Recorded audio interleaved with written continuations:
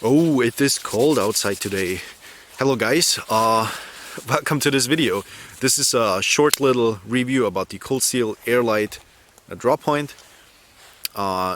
It's not going to be as long as my usual stuff because there is not too much to say about this. The Cold Steel Air Lite and I have a little bit of a backstory. I bought the Tanto version, which I still like a little bit better, visually speaking, than the draw point, a couple years prior to this one. And I used it and it got clear very quickly that this knife was not going to cut anything too good because of its thick geometry behind the edge. The Tanto version I think had like a 0.8 millimeters thickness behind the edge, and this one has 0.6 millimeters, so 23 thousandths, very thick also. And it really was a terrible cutting tool. So yeah, I did a review about this and where I talked about the issues and also did some prying and batoning with it just to make sure that it is at least a strong knife because it was not cutting too good. People really loved me batoning and prying with the Air Lite, I can tell you that. And the draw point here is a little bit thinner behind the edge, like I said, 0.6 millimeters, 23 thousandths. But still not too good. It has a really thick geometry behind the edge, and it's a saber ground, so it is kind of a wedgy geometry. It does cut things as you would expect, at least a little bit, but every time you cut into something you kind of get stuck, as you can see with this branch right here. You kind of cut into things, it has a little bit of bite, and then it kind of wedges into the material. So it's not a really enjoyable cutting experience at all. Now the good thing is these knives got a lot cheaper since they were released back in the days. I think originally my first one was like $100 and this one is like 70 euros now. So a lot more inexpensive, even with the coated version. Materials are still the same. You still get G10. In this case we have OD green G10 and black, kind of a Teflon coating. I think it wears down a little bit quick. You can see mine is already scuffed up, but I can probably wipe that off, which I won't because this knife is in my work pants constantly. So I've been carrying this almost every single day for the last couple months. So I have a lot of experience with it now. And yeah, I still like the design. I think it's a good medium sized folding knife.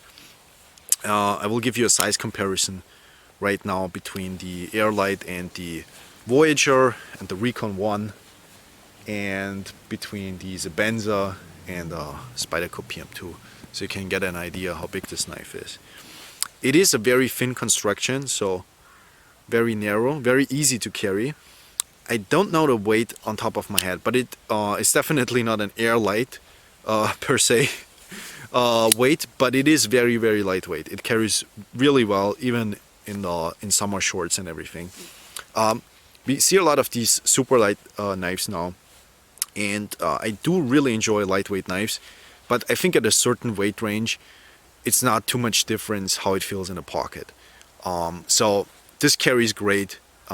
Could it be lighter? Yes, but it doesn't really need to be. This still is as light as you want a knife to be. Everything lighter than this is something you almost don't even feel that you have it on you. So yeah, I do think the weight is still good, even though technically it doesn't compete well with a lot of the other ultra lightweight knives. But I think you get a lot of stuff in return. For instance, a really rigid spine. There's a lot of thickness almost all the way to the tip, even with the draw point version. The Tanto even more so. The Tanto is really stubby on the tip. This one is almost a more functional hard use tip because at least you can get into stuff with this a little bit thinner geometry here. And it's very rigid down the spine and into the locking system. And as I showed you with the Tanto video that I did, the lock is strong and the knife can even be batoned, even though you should not do this. I have to stress that some people do not understand why I showed this in the video. But yeah, I kind of just wanted to show, hey, this knife can do this. It's obviously very stupid to do because it takes years out of your locking system. But with these triad locks, it actually doesn't matter. They hold up really well over time, even if you do some stuff that it was not technically made for. But yeah, So yeah, the grind is really thick. People may say, hey, this is a hard use knife, so why does it matter if the grind is thick? It does actually matter a lot. Like I showed you before, it doesn't really give you a pleasant cutting experience, and it also lowers the edge retention quite a bit. So this is AUS 10A steel, and I compared it in a edge retention test with really abrasive rope that I have to the Cold Steel Voyager, which is also an AUS 10 blade steel. The Voyager has a geometry of 0.47 millimeters behind the edge, which is like 18 thousandths. So we are comparing 23 thousandths to 18 thousandths behind the edge, and also a full flat to a Saba, I guess. But the Voyager outcut the Air Lite by 70 to 20 cuts. So the Voyager did 70 cuts, and this only did 20 cuts. So that's this knife only has 28% of the edge retention that my Voyager has, even though it's the same steel, and arguably it's probably the same heat treatment because it's from the same company. Could be that this knife is a little bit softer just by accident. Some knives are a little bit softer, some are a little bit harder. That there's obviously a variation, but yeah, I think it just goes to show how much of a difference the geometry also makes. It could be the heat treatment, but I think it's probably the geometry, because this knife has difficulties passing through materials just because of the saber grind and the thickness behind the edge. So ideally this knife would be in a hollow grind or ground a little bit thinner, but then probably would have to move the grind up a little bit more. That wouldn't be too much of a deal, I think. But yeah, it is very strong, the spine, and it sacrifices all of its cutting performance for that strength along the spine. So that's kind of a bummer, I guess. The pocket clip is also annoyingly huge. On the coated version it's not too bad. On the satin version it was a lot more noticeable. But yeah, if you look at this knife closed, you can see the pocket clip almost, it's more than half of the size of the knife. So it's kind of too big, I think. Not my favorite clip on here, so I wish they would change the clip and the grind. But yeah, it's also not too expensive, so I don't know how much we can expect from a knife in this price range. Yeah, the quality other than that is there.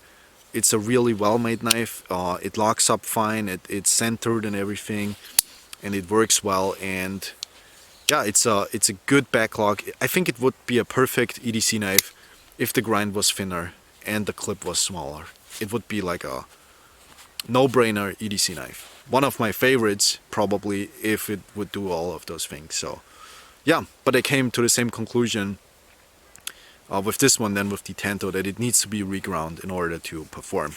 Now I sold my Tanto, I didn't regrind it, I thought about it, but yeah, I might do it with this one and see how that goes. But yeah, that's it for this video so far. Sadly, it's not the most recommendable knife, but it's also not too expensive, like I said. Yeah, so that's it for the Cold Steel Air Lite drop point. Maybe I do another video on this in the future. And yeah, thank you guys for watching, and maybe see each other in another video. Goodbye.